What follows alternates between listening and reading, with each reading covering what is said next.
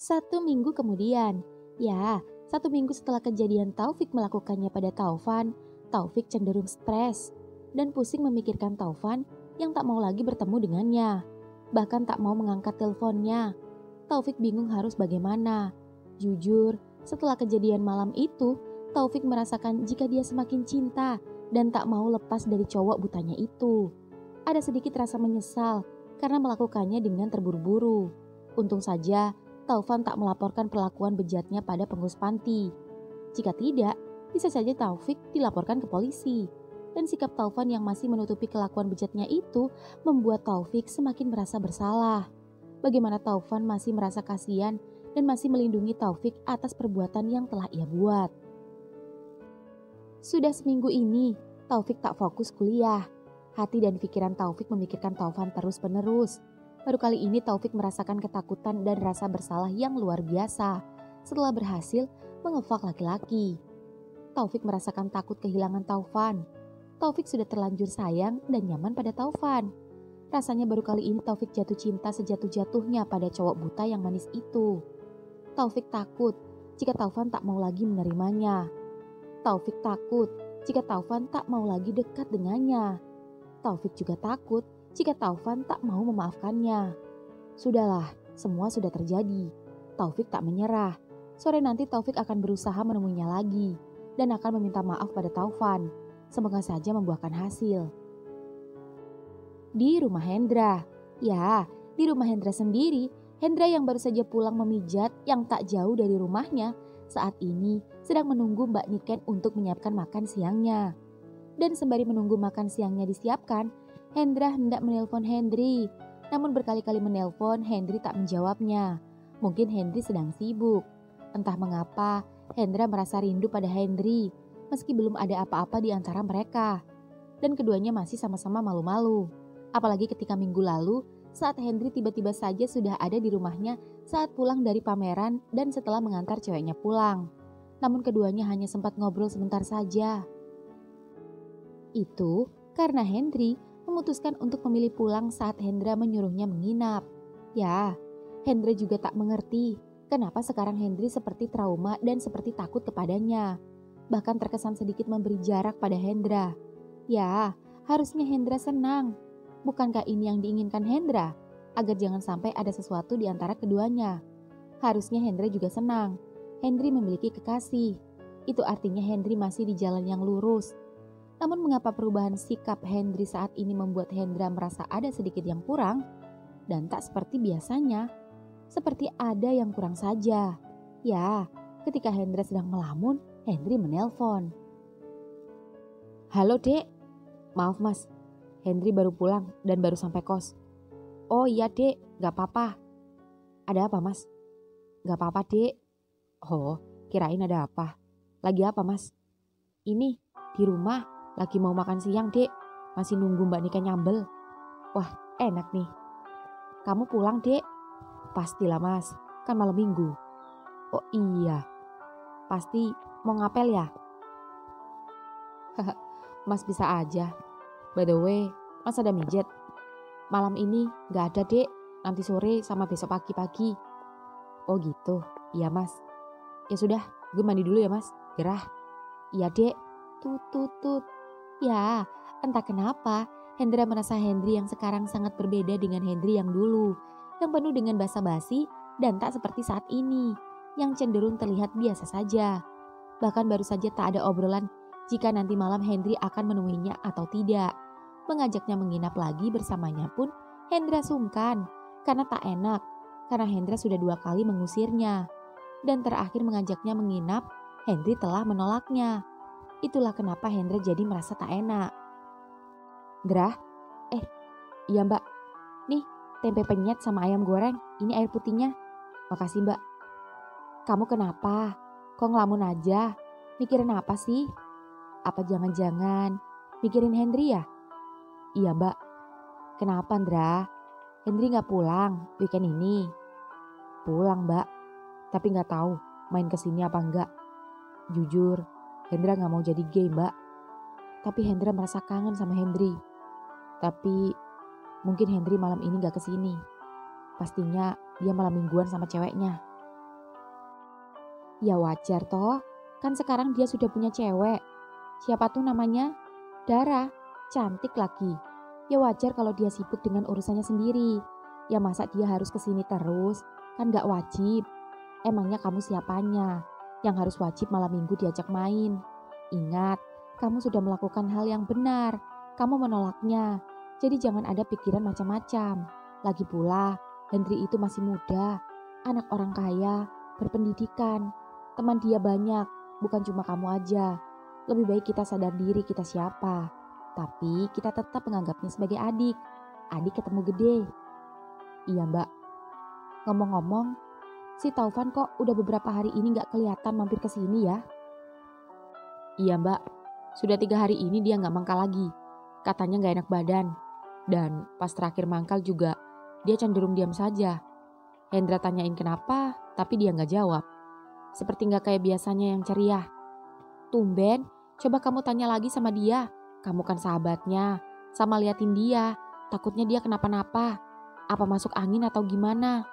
Iya mbak, habis ini Hendra kesana. Kalau emang dia gak enak badan, Hendra mau mijet dia dulu sebelum mijet ke rumah Pak Haji. Iya, kasihan dia. Di kamar Taufan. Ya, di kamar Taufan sendiri, Taufan masih meringkuk di ranjangnya. Sudah berhari-hari Taufan tak enak makan. Entah mengapa sejak kejadian malam itu, Taufan jadi kehilangan nafsu makan dan kehilangan semangat. Tubuhnya serasa lemas, meski nyeri pada bagian belakangnya sudah menghilang. Namun nyeri di hatinya masih ada. Ya, Taufan merasa trauma atas kejadian yang menimpanya. Taufan kapok dan tak mau bertemu dengan Taufik lagi. Ketakutan yang selama ini ia pikirkan akhirnya terjadi juga. Namun meski Taufan merasa dilecehkan oleh Taufik, namun Taufan tak memberitahu apa yang dialaminya pada pengurus panti. Taufan hanya beralasan jika Taufan merasa tak nyaman saja tinggal di rumah Taufik. Tanpa memberikan alasan yang pasti pada pengurus panti. Dan itu membuat pengurus panti sempat kebingungan. Pasalnya selama ini keduanya baik Taufik maupun Taufan terlihat baik-baik dan akur-akur saja. Dan berkali-kali pengurus panti menanyai Taufan, namun Taufan tetap tak mau memberitahukan kejadian yang sesungguhnya. Dan hanya bilang baik-baik saja seperti tak ada apa-apa. Taufan hanya sedikit mengeluh jika ia tak enak badan saja. Untuk itu pengurus menyuruhnya untuk istirahat sementara waktu. Dan Taufan pun juga berpesan jika ia tak ingin bertemu dengan siapapun, kecuali dengan Hendra. Bahkan dengan Hendra pun Taufan belum memberitahu kejadian yang sesungguhnya, karena Taufan merasa malu. Tok tok tok. Van, buka, ini aku. Seketika mendengar suara Hendra yang mengetuk pintu, Taufan membuka pintu kamar. Cekrek. Drah, sapa Taufan, dan keduanya duduk bersama-sama di ranjang. Ada apa, Van? Katakan, apa yang sebenarnya terjadi sama kamu? Aku tahu kamu sedang tidak baik-baik saja. Jelaskan padaku, apa yang sedang menimpamu? Taufan diam. Van, kamu boleh merahasiakan masalahmu pada orang lain. Tapi tolong, jangan merahasiakan dariku, karena aku yang selalu ada bersamamu setiap hari. Jadi, jangan ada yang ditutup-tutupi. Taufan masih diam. Apa benar, kamu gak enak badan? Tapi kenapa si Mbak bilang kamu gak mau periksa ke dokter? Dan kalau memang kamu gak enak badan, mengapa Taufik tak membawamu ke rumah sakit? Dan bukankah kamu pernah bilang, jika papanya dokter, kenapa Taufik tak memeriksakan kamu pada papanya saja? Sebenarnya kamu sakit apa, Van? Kalau kamu meriang, masuk angin, aku bisa memijatmu, Van. Buka bajumu, dan telungkuplah, aku akan memijatmu. Jujur, badanku memang sakit semua. Tapi yang lebih sakit itu sebenarnya hatiku, Ndra. Ya sudah, ayo buka bajumu, dan telungkuplah. Dan ceritakan apa yang kamu rasakan, sembari aku pijat, supaya kamu rileks. Baiklah. Ya, Taufan pun membuka bajunya, lalu telungkup. Dan Hendra mulai membalurkan minyak dan mengurut punggungnya dengan perlahan. Katakan, Van, ada apa? Aku malu, Ndra, sama kamu. Kenapa harus malu? Katakan. Aku diperkosa, Ndra. Apa? Teriak Hendra yang seketika menghentikan pijatannya. Iya, Ndra. Taufik berani melakukannya. Dan... Ya, Taufan pun menceritakan kejadian yang dialaminya pada Hendra sahabatnya. yang membuat Hendra tercengang dan terdiam beberapa saat. Van, jujur, sebenarnya bukan kamu saja yang menerima perlakuan tidak menyenangkan. Tapi aku pun juga sama, Van. Apa? Hendri juga menusukmu? Bukan, Van. Tapi... Ya, kini giliran Hendra yang menceritakan kejadian yang dialaminya pada Taufan, yang juga sama membuat Taufan terkejut. Jadi gitu ceritanya. Drah, kenapa nasib kita sama-sama apes ketemu anak-anak kayak mereka? Aku juga gak tahu, Van. Lalu, kita harus gimana? Menurutmu? Aku sih gak mau ketemu lagi sama Taufik. Karena jujur, kalau diteruskan, lama-lama aku bisa belok, Drah. Jujur, meski dia melakukannya sama aku, tapi aku gak bilang atau lapor sama pengurus. Bahkan aku masih nyembunyiin sama kamu dari kemarin dan baru jujur sekarang. Kenapa, Van? Gak tahu. Meski dia udah jahat dan buat aku marah, tapi aku gak tega aja kalau aku laporin. Aku merasa kasihan aja karena dia masih anak-anak. Kedua, anggap aja aku sudah impas membalas kebaikannya selama ini dengan bokongku yang sakit. Aku ikhlas. Tapi kalau untuk berteman, aku gak lagi. Sakit, Van. Rasanya dimasukin. Ya sakit, Drah. Tapi apa, Van? Pas detik-detik Taufik mau keluar, aku sempat merasakan enak yang belum pernah selama ini aku rasakan, Drah. Dan rasa enak itu muncul dari bagian belakangku yang disodok Taufik. Lalu rasa enaknya itu nyetrum sampai ke anuku. Sampai anuku muncrat dengan sendirinya, Ndra, tanpa bantuan tanganku sendiri. Kamu gimana sih? Tadi katanya sakit. Ya emang sakit, Ndra. Sakit campur enak. Ya gitu dah, susah dijelasinnya. Makanya itu, aku mau stop aja. Gak mau berhubungan lagi sama dia. Takut keterusan. Dan kalau udah keterusan, terus ketagihan, aku bisa jadi gay beneran. Apalagi, jujur, kadang nih ya, kadang aku ngerasain perasaan senang dan deg-degan ketika Taufik bercandain aku dan rayung-rayu aku. Aduh, bingung aku Ndra jelasinnya. Kok ribet gini ya hidupku sejak ketemu dia? Maksud kamu sempat baper sama Taufik? Atau jangan-jangan kamu mulai suka sama Taufik? Gak tahu Ndra, aku mencoba membuang rasa itu. Aku gak boleh suka sama dia. Aku harus ingat dia itu laki-laki. Iya Van, aku ngerti. Jujur, apa yang kita rasakan sebenarnya sama. Karena aku juga bingung sama perasaanku pada Hendri. Bahkan jujur, aku juga merasakan nikmat saat Hendri menghisap punyaku. Jadi, hanya karena merasakan nikmat saat Hendri menghisapmu, kamu jadi suka sama tuh berondong? Aku gak tahu, Van. Aku bingung. Tapi aku masih ingin normal. Kalau kamu juga suka sama Hendri, itu terserah kamu aja. Kamu jangan ikut-ikut menghindari dia kayak aku menghindari Taufik. Aku tidak perlu capek-capek menghindari Hendri, Van. Karena dia sudah menghindariku. Maksud kamu, kalian jarang berkomunikasi lagi? Komunikasi sih masih. Kita masih sering teleponan. Tapi isi percakapan kita sudah tak semenarik sebelumnya. Hendri cenderung dingin. Dan obrolan kita cenderung garing. Ya wajar, bukannya dia udah punya cewek. Dan bukannya kamu sudah menolak. Yaitu berarti kamu bukan prioritasnya lagi. Lupain aja dia, Ndra. Seperti aku lupain Taufik. Ingat, Ndra, kita bukan siapa-siapa mereka. Kita gak selevel sama mereka. Kita cuma orang buta dan miskin. Mereka mau dekat sama kita hanya karena ada maunya aja. Aku sudah jadi korbannya. Mereka bisa melakukan apapun demi mendapatkan kita sebagai bahan pelampiasan nafsunya. Tapi, balik lagi, kalau kamu udah terlanjur cinta, aku bisa apa? Entahlah, Van. Tapi, apapun yang terjadi nanti, kita harus berjanji. Kita nggak akan terpisahkan. Sahabat akan selalu bersama dalam keadaan apapun itu. Iya, Ndra, makasih ya. Aku, kalau nggak cerita sama kamu, aku cerita sama siapa lagi? Iya. Aduh, jangan ke bawah, Ndra. Aku trauma dipegang di situ, keinget-inget. Maaf. Kepala aja, Ndra, pijetin. Pusing kepalaku mikirin Taufik. Ya. Di kos Hendri. Ya, di kos Hendri sendiri. Hendri sedang bersiap-siap pulang. Karena Taufik sudah pulang duluan. Hendri sendiri malam minggu ini berencana mengajak Dara nonton bioskop. Karena sebelumnya keduanya sempat membahas film horor yang keduanya sama-sama sukai dan sama-sama ingin tonton. Ya, meski sudah seminggu ini Hendri dan Dara dekat, namun entah kenapa Hendri belum menyatakan cinta pada Dara. Dara pun terlihat santai dan nyaman berteman dengan Hendri. Jujur dalam hati Hendri masih mengharapkan Hendra.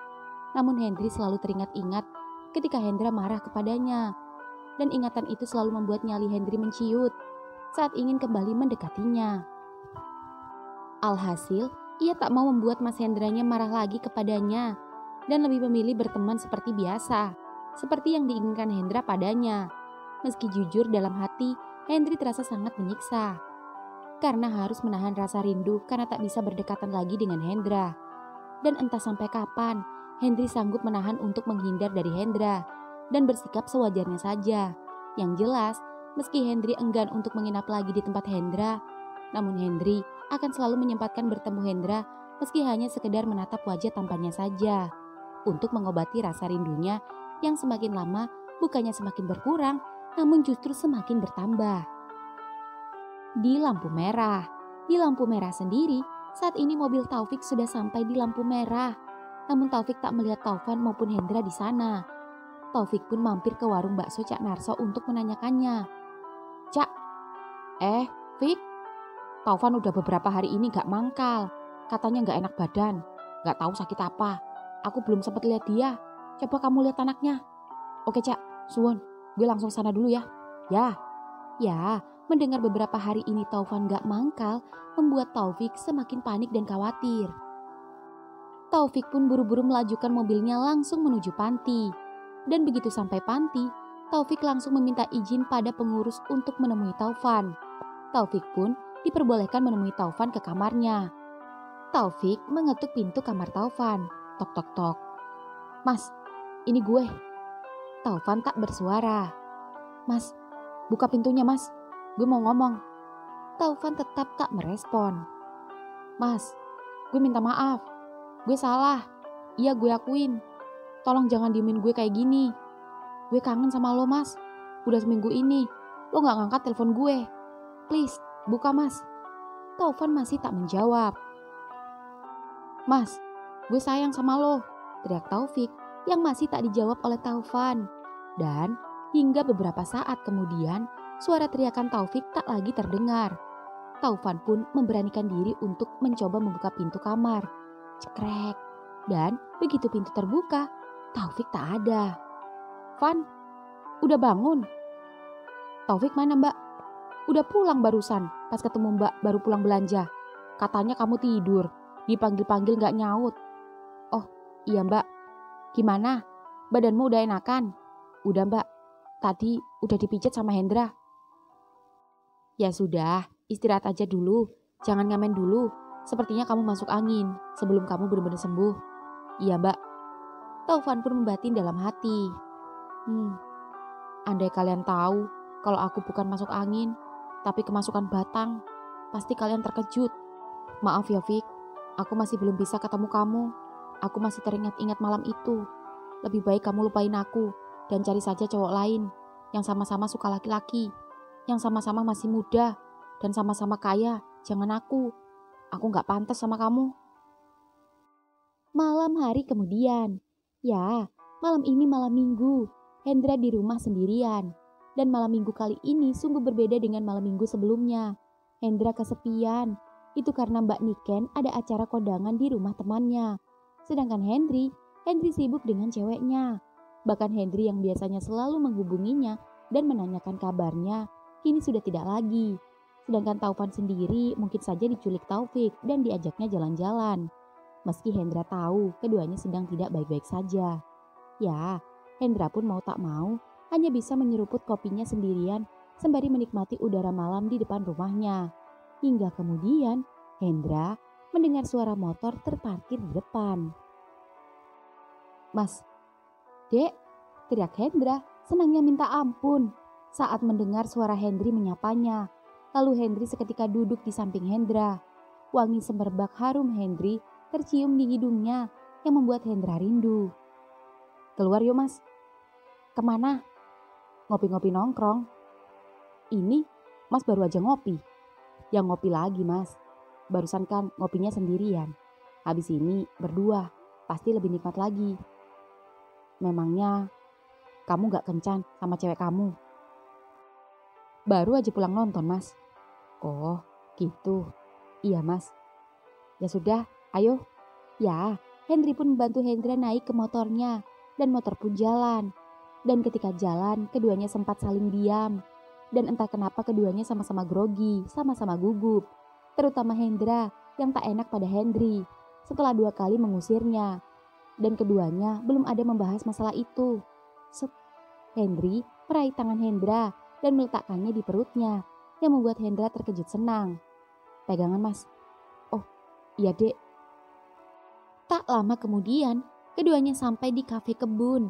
Kafe yang lokasinya di tengah perkebunan rindang, suasana kafe tampak ramai. Namun meski ramai, tempat duduk di dalam kafe terdapat beberapa space yang berbeda-beda. Ada bagian indoor dan outdoor. Dan di ruangan outdoor terdiri dari tempat duduk kayu. Dan juga tersedia gazebo bambu dengan pencahayaan yang remang-remang. Dan dihiasi pemandangan lampu kota yang kerlap-kerlip yang terlihat dari atas. Tempat duduk di ruangan outdoor berjarak antara satu dengan yang lainnya. Malam Mas, silakan mau duduk di mana? Tapi di ruangan indoor penuh Mas. Di outdoor masih nggak Mbak? Masih, tapi agak gerimis Mas. Tapi kita ada payung kok, mari saya antar. Baik Mbak. Ini payungnya Mas? Makasih. Satu aja Mbak, teman saya nggak bisa lihat. Biar saya yang megang satu payung berdua. Oh maaf, mari. Yuk Mas. Ya dek. Ya, Henry memeluk Hendra sembari memayungi keduanya dan berjalan di antar waiters ke area gazebo. Dan kebetulan area gazebo terlihat sepi dan keduanya pun kini duduk bersama. Duduk Mas, pelan-pelan. Ini kayak di pos kamling ya dek? Iya Mas. Silakan menunya Mas. Terima kasih. Mas, mau makan apa? Dek, Mas udah makan tadi, soalnya tadi Mas pikir kamu gak datang. Jadi Mas makan di rumah tadi sebelum Mbak Niken pergi kondangan. Oh gitu. Kalau gitu kita nyemil aja ya Mas. Mas mau apa? Apa aja dek, minumnya kopi aja dek, samain sama kamu. Iya Mas. Mbak, cheese naan 1, hot cappuccino 2 ya. Itu aja? Iya. Baik, ditunggu ya. Iya Mbak. Ya, sembari menunggu pesanan datang, Hendra mencoba mengawali pembicaraan. Dek, ya Mas. Gimana kuliahnya? Lancar Mas. Mas sendiri, gimana mijetnya? Apa masih ada yang kurang ajar sama Mas? Alhamdulillah gak ada dek. Syukurlah, gue lega dengernya. Ucap Henry yang membuat Hendra seketika tersenyum. Apa kamu selama ini masih memikirkan Mas dek? Maksud Mas? Iya Mas. Mas Hendra selalu ada di pikiran Henry setiap saat. Dan jangan tanya kenapa. Karena Mas Hendra sudah tahu alasannya. Mas, iya Mas, santai aja. Sesering mungkin gue ngasih tahu perasaan gue sama Mas, pasti jawabannya akan tetap sama. Ucap Henry mencoba santai, meski dalam hatinya masih kecewa. Karena Hendra tak kunjung-kunjung membuka hatinya untuk Henry. Ya, Henry sabar. Permisi Mas, cheese naan 1 sama hot cappuccino 2, silakan. Makasih Mbak. Mas, kopinya. Oh, iya dek. Cheese naannya Mas cobain. Bentar, gue cocolin dulu sama susu kental manisnya. Nih Mas. Kayak pizza ya dek. Rasanya campur-campur. Ada keju sama manis susu. Iya Mas. Mas suka? Suka dek. Syukurlah. Gue seneng kalau Mas seneng. Ucap Henry yang membuat Hendra seketika berhenti mengunyah dan tersenyum pada Henry. Dek. Ya Mas. Meskipun Mas gak bisa membalas perasaanmu sama Mas, tapi Mas masih ingin kita berteman terus. Mas masih ingin kita bisa seperti ini terus sama kamu. Mungkin ini terkesan aneh dan terdengar sedikit munafik. Tapi gak tahu kenapa, Mas sudah terlanjur nyaman berteman sama kamu. Bahkan jujur, Mas kenapa Mas? Mas kadang-kadang merasa kangen sama kamu. Itu artinya Mas suka sama Henry Mas. Tapi Mas gak mengakui itu. Sorry Mas, maksud gue gak bermaksud. Gak apa-apa dek, Mas masih bingung sama perasaan Mas. Tapi Mas masih tetap pada pendirian Mas dek. Mas masih ingin sesuai kodrat Mas. Mas masih ingin normal. Dan Mas masih ingin kita berteman biasa. Iya Mas, gue tahu itu, ucap Hendri menyembunyikan rasa kecewanya. Keduanya sempat diam beberapa saat, hingga kemudian hujan turun deras. Sampai-sampai para pengunjung yang berada di ruangan outdoor lari kocar-kacir ke ruangan indoor. Kecuali Hendra dan Hendri yang masih bertahan di gazebo. Dek, hujan. Gak apa-apa Mas, santai aja, kita di gazebo. Tapi Hendri kena tetesan air Mas. Waduh, ada yang bocor. Kalau kita pindah juga pastinya kehujanan meski pakai payung. Hujannya deras banget Mas. Jarak pandang ruangan indoor aja sampai terbatas. Gak apa-apa dek. Apa kafenya udah mau tutup dek? Enggak Mas, ini masih jam 10. Jam 10 malam, tutupnya jam 1 malam.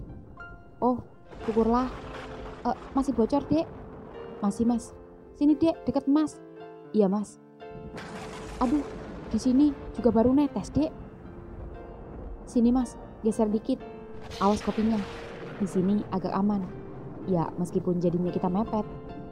Sorry ya Mas, jangan marah dan jangan merasa gak nyaman. Gak apa-apa dek, emang situasinya kayak gini kok, kenapa Mas marah?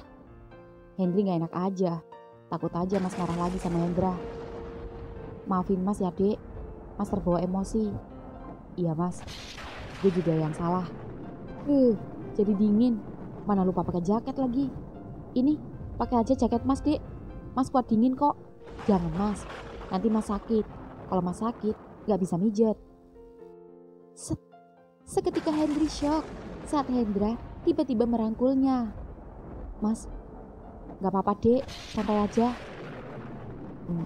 Makasih ya Mas. Iya, biar kamu hangat. Mana tadi kopinya Mas? Ini Mas, gue ambilin. Makasih dek. Aduh, dek, maaf, panas dek. Enggak sih, tapi jadi basah. Apanya dek yang basah? Celana Mas, kayaknya sama dalaman gue basah juga. Aduh, tisu, mana tisu? Ini, Mas bawa sapu tangan. Mana yang basah? Sini Mas lapin. Jangan Mas, punya gue yang basah Mas. Seketika Hendra terkejut saat tak sengaja menyentuh gundukan Hendri yang mengeras.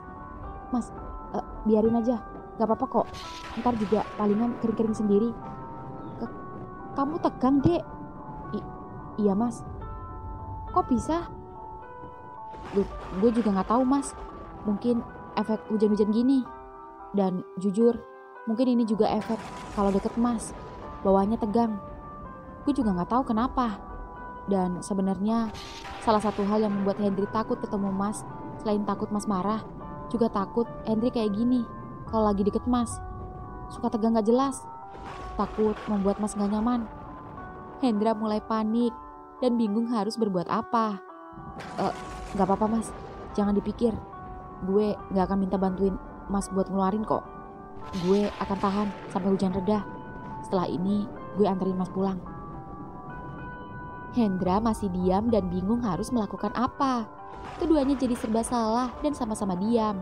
Dan bukannya hujan reda, hujan malah semakin lama semakin deras, yang membuat Hendri merasa amat tersiksa. Hendra bisa merasakan jika tubuh Hendri sedikit menggeser memberi jarak pada Hendra.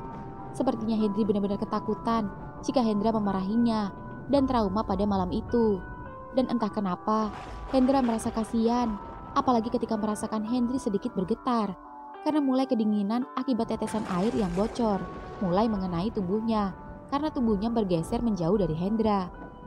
Dan Hendra yang ngeblank itu seketika meraih pundak Hendri hingga kemudian cups.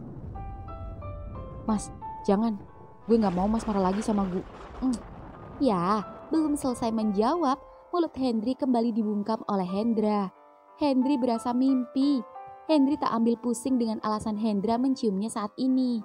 Yang jelas, Hendri lebih memilih menikmati dan mengimbangi gerakan bibir Hendra sampai bibir keduanya basah. Sebasah gazebo yang mulai basah akibat satu persatu mulai bocor. dan membasahi keduanya. Meski tubuh keduanya basah, namun ciuman di antara keduanya membuat hangat. Hendry lebih merasa hangat lagi ketika tangan Hendra kini membuka resletingnya dan meraih miliknya, menggenggam dan mulai menarik turunkannya. Hendry pun tak menyia-nyiakan kesempatan itu. Hendry memposisikan diri agar Hendra lebih leluasa memainkan miliknya. Gerakan tangan dan bibir Hendra selaras membuat mata Hendry terpejam. Nafasnya mulai tak beraturan. Ciuman Hendry mulai melemah. Bibirnya mulai terbuka. Hingga kemudian, crut. Ya, Hendry klimaks. Hendry merosot di rangkulan Hendra. Dengan Hendra masih memeluknya. Lega, Dek. Maafin gue ya, Mas. Gak apa-apa, Dek. Mas gak marah kok, ucap Hendra. Yang membuat Hendry seketika membersihkan miliknya. Lalu menatap Hendra lekat-lekat. Kenapa Mas melakukan itu? Bukankah Mas gak suka sama Hendry? Mas juga gak tahu, Dek, ucap Hendra terlihat gugup. Dan itu membuat Hendry tersenyum geleng-geleng. Hah, apapun itu, makasih Mas. Mas sudah bikin gue happy malam ini. Hendra tersenyum bingung. Mas, gak tegang? Enggak, Dek. Kita pulang aja yuk. Sepertinya hujannya udah reda, Dek. Ya sudah, kita pulang. Di panti sendiri, Taufan lega. Itu karena sedari tadi Taufan tak juga menemui Taufik yang sedari tadi masih mencoba menemuinya. Setelah 1 jam mengabaikan Taufik, sampai Taufik akhirnya menyerah, Taufan pun keluar kamar. Van, akhirnya kamu keluar juga. Sudah ada sejam lebih Taufik nunggu kamu di luar.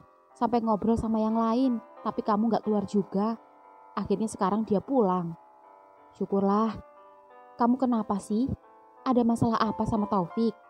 Anaknya baik kok, sopan. Malah dia lagi-lagi bawa makanan banyak buat semua di sini. Gak apa-apa, Mbak.